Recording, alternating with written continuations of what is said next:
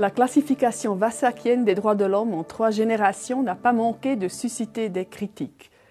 J'aimerais mettre en avant 3 types de critiques. Le premier type de critique est d'ordre terminologique. Deuxième type de critique s'en prend à la nature réductrice de la classification générationnelle. Et le troisième type de critique met en avant les conséquences idéologiques et politiques qui ont découlé de cette classification. Revenons sur ces 3 critiques. La critique d'ordre terminologique d'abord. Là, au fond, les auteurs ont relevé que le terme « génération » induit en erreur.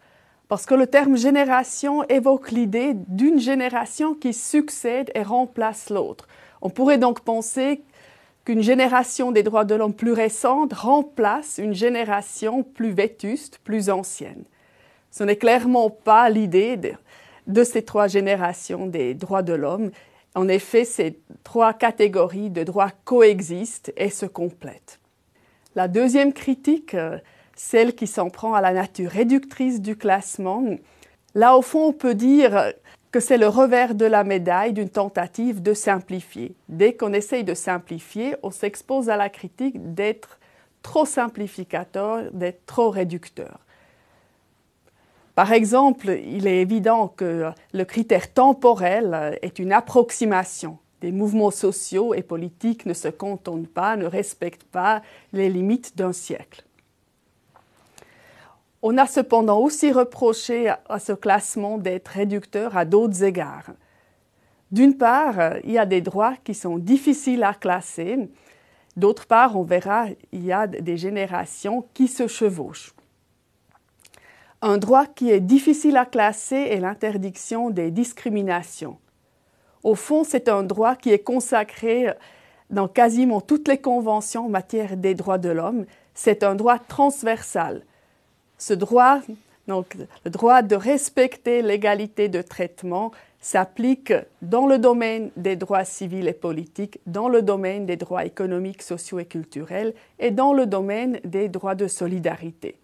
Donc on voit ici un droit qui est difficile à classer en raison de sa nature transversale. On voit en plus que le contenu des 2 pactes se chevauche.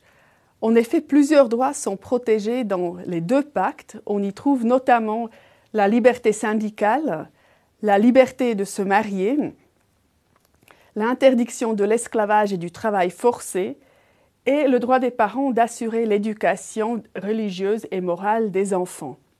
Il n'y a pas seulement des chevauchements entre des droits relevant des catégories différentes, il y a aussi des chevauchements parmi des sous-catégories de droits.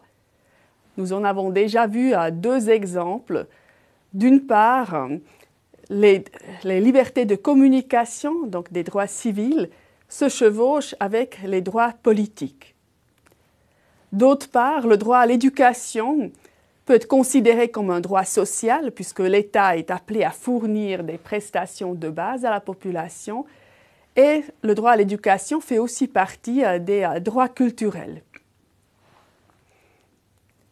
Enfin, nous avons aussi vu que les droits de l'homme engendrent, selon la classification générationnelle, des obligations différentes à la charge de l'État.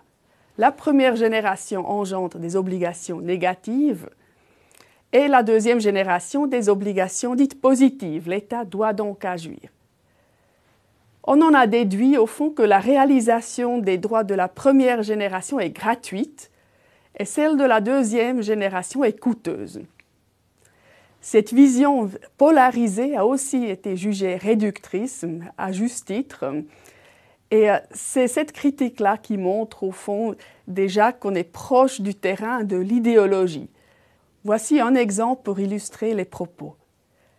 L'article 10 du pacte 2 protège le droit des conditions de détention conformes à la dignité humaine. Plus précisément, le pacte dit « Toute personne privée de sa liberté est traitée avec humanité et avec le respect de la dignité inhérente à la personne humaine. » La même disposition énonce aussi donc des règles plus précises comme celle de séparer les adultes des adolescents et on comprend bien que la réalisation de ce droit est nécessairement coûteux. On doit construire des prisons et des prisons qui permettent d'accueillir d'une façon conforme à la dignité humaine les détenus.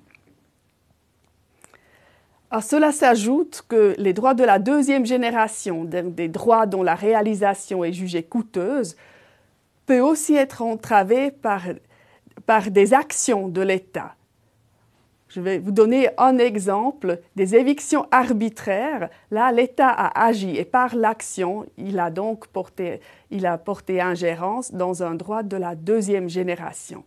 Cette vision polarisée opposant donc d'une part des droits prétendument gratuits à des droits coûteux illustre déjà le troisième type de critique qui est d'ordre idéologique.